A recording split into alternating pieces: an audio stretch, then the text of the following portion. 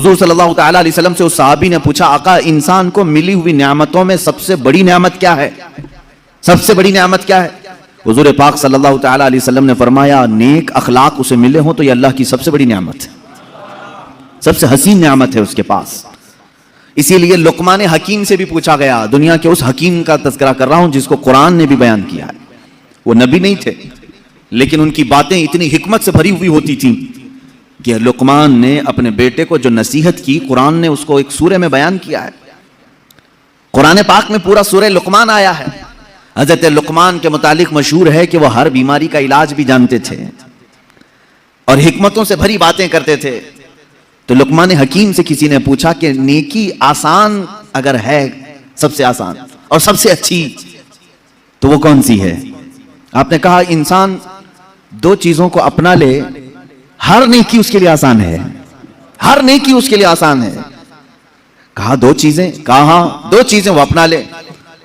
تو لوگوں نے پوچھا اے لقمان وہ کون سی دو چیزیں ہیں؟ لقمان حکیم نے کہا ایک پہلی چیز یہ ہے جب بات کرے تو نرم بات کرے، جب ملاقات کرے تو مسکرا دیا کرے۔ کون سی بڑی مشکل چیز ہے؟ بہت آسان ہے۔ انہوں نے کہا نیکی بڑی آسان ہے۔ اسی لیے میرے آقا صلی اللہ تعالی علیہ وسلم کی حدیث بھی ہے تبسمک فی وجہ اخیک صدقہ، تم اپنے بھائی کو دیکھ کر مسکراؤ تو بھی ایک صدقہ ہے۔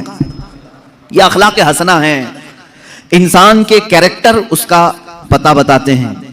اور ایک بات، ایک صحابی نے یہ بھی سوال کیا حضور پاک صلی اللہ علیہ وسلم کی بارگاہ میں، آقا والدین اپنے بچوں کو کوئی گفٹ دینا چاہیں، ہدیہ دینا چاہیں تو کیا دیں؟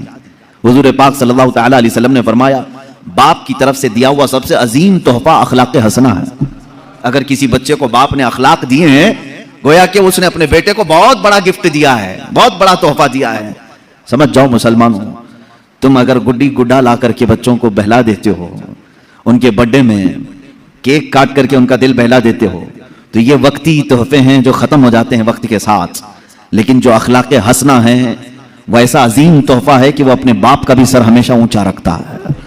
غریب نواز کو اگر اخلاق حسنہ میں ہم نے دیکھا ہے تو ضرور ان کی ماں اور باپ کی تربیت کا اثر ہے۔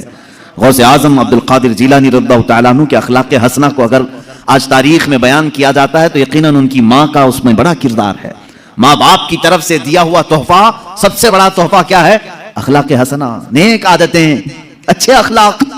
یہ تو ہم چھوڑ ہی چکے ہیں، اپنے بچوں کو پیدا کرنے کے بعد محلے کے حوالے کر دیا، بچے کب بڑے ہو گئے ماں باپ کو پتہ ہی نہیں چلا، اس لیے کہ کھیلتے کودتے وہیں بڑے ہو گئے۔ میرے عزیزو یاد رکھو ایک وقت ہوتا ہے یہ اخلاق کا تحفہ دینے کا، بڑے ہونے کے بعد پھر تم انہیں ان اخلاق میں نہیں ڈھال سکو گے۔